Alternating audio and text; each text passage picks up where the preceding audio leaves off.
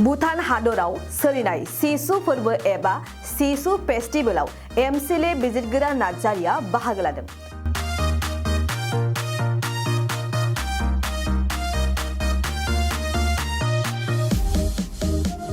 भुटान हादरनि सामद्रुम जंखार जिल्लायाव सानथामनि हाबाफारिजों थांनाय सानखालिनिफ्राय भुटान हादरनि मुंदांखा आरो देरसिन फोरबो शिशु फोरबोआ जागायबाय। बोसोरफ्रोमबो फालिनाय बायदिनो बे बोसोरावबो जोबोद गाजा गोमजायै शिशु फोरबो फालिनायखौ नुनो मोन्दों। हारिमुआरि फोजौखांनाय आरो नखराव खौसेथि लाबोनाय थांखिजों ज' मोसानाय रंजानायजों शिशु फोरबो फालिनायखौ मिथिहोदों। बे फोरबोआवनो दारांगा जुलि बियाबनि Mcla बिजिरगिरि नार्जारियाबो जर'खायै बाहागो लायो। लोगोसेयैनो उदालगुरि जिल्लायाव खुंफुंजानो गोनां मिरु एबसुनि 55थि बोसोरसालिया जथुम्मायाव भुटाननि हारिमुआरि हान्जाखौ मोसाहोनो हांख्रायनो फैनाय लेखा एबसुनि मोनसे हान्जायाबो नुजाथिदों।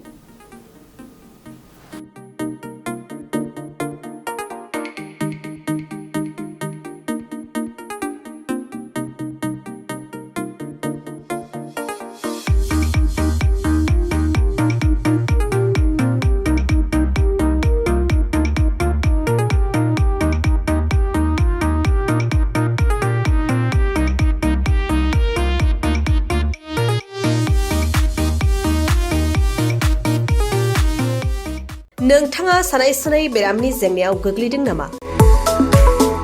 जुदि नोंथाङा सानाय सुनाय दंब्ला जिंगा सिनांगौ गैया। चिरां जिल्लानि बेंटल गेट साफागुरियाव दायो SI निउर'थेरापि सेन्टार दंसै। बे थेरापि सेन्टाराव नोंथाङा गोरलैयैनो देहानि सानाय सुनायखौ फाहामथाय लानो हागोन। बे आथिं सानायानो जाग्रोदों, ओमफ्राय जानाया एसे सिगांनिफ्रायनो जाखादों, ओमफ्राय बिदिनो गुबुन मुलि जाबाबायदों, ओमफ्राय हामाखै। दिनैनि ट्रिटमेन्टआ नङा, आङो एसे मोजां मोनसिनबाय। जेरै सिं सानाय, आफादावरि सानाय, मोदोम जरा सानाय,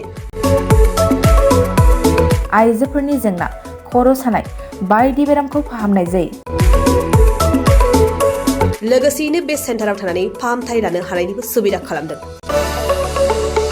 नोंथांमोनहा SI निउर'थेरापि सेन्टाराव फाहामथाय लानो गोसो दंब्ला नैबे मबाइल नम्बर 7620160459 नङाब्ला 9476977956 आव थोंजों सुलाद लानो हागोन।